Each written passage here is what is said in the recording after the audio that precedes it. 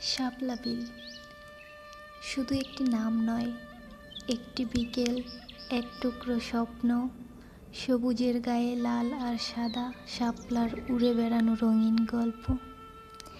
আমরা গিয়েছিলাম এক নির্জন বিকেলে, হাতে ক্যামেরা, মনে হাজারো প্রশ্ন আর চোখে প্রশান্তির খোঁজ। রাস্তা পেরিয়ে ধানের ক্ষেতের পাশে পাখির গানের ছায়ায় দাঁড়িয়ে প্রথম যখন বিলটা দেখি, মনে হলো প্রকৃতি যেন আমার জন্য অপেক্ষায় ছিল। বিল জুড়ে যত দূর চোখ যায়, শুধু শাপলা আর শাপলা, লাল, সাদা, গোলাপি জলরাশির বুক চিরে তারা মাথা উঁচু করে দাঁড়িয়ে যেন বলছে, আমরা হার না মানা সৌন্দর্য। আমি তখন হাঁটু জলে নামি, জুতা খুলে পা ভিজিয়ে দিই। জলের নিচে কাদা, কিন্তু অদ্ভুত নরম, মনে হয় পৃথিবীর বুক ছুঁয়ে চলেছি। শাপলার পাতার ফাঁকে ফাঁকে মাছ লাফাচ্ছে, ছোট নৌকায় বসে এক শিশু ডাঙার দিকে চেয়ে আছে। তার চোখে বিস্ময়, আমার চোখেও বিস্ময়। আমরা দুজনেই যেন প্রকৃতির ছাত্র। হঠাৎ আকাশে কিছুটা কালো মেঘ, বিকেলের রোদ আর মেঘের খেলা। বিলটা যেন সোনালি হয়ে উঠল। চারদিকে শুধু পানি, শাপলা আর নীরবতা। এই নীরবতা অনেক শব্দের চেয়েও গভীর। মনে হলো এখানে আসলে কেউ একা হয় না।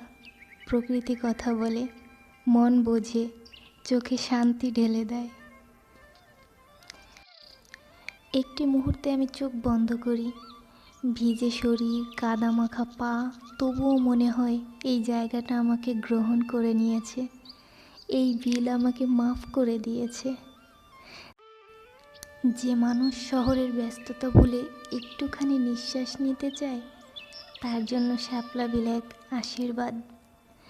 বিকেল শেষে যখন ফিরছিলাম, তখন মনে হচ্ছিল কেউ পিছন থেকে ডেকে বলছে, আবার এসো, শহরের ক্লান্তি ভুলে এই শাপলার রাজ্যে এক কাপ চায়ের গল্প নিয়ে বসো।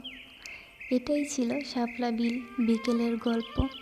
একটা বিকেল বদলে দিতে পারে একটা জীবন, যদি সেই বিকেল শাপলা বিলে কাটানো যায়। এতক্ষণ সাথে থাকার জন্য অসংখ্য ধন্যবাদ। ভিডিওটি যদি ভালো লেগে থাকে তাহলে শেয়ার করতে ভুলবেন না। কমেন্ট করে মতামত জানান।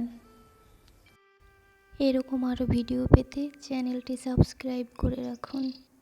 আজকের মধ্যে বিদায় নিচ্ছি, ফিরে আসবো আবারও নতুন কোনো গল্পে। টাটা।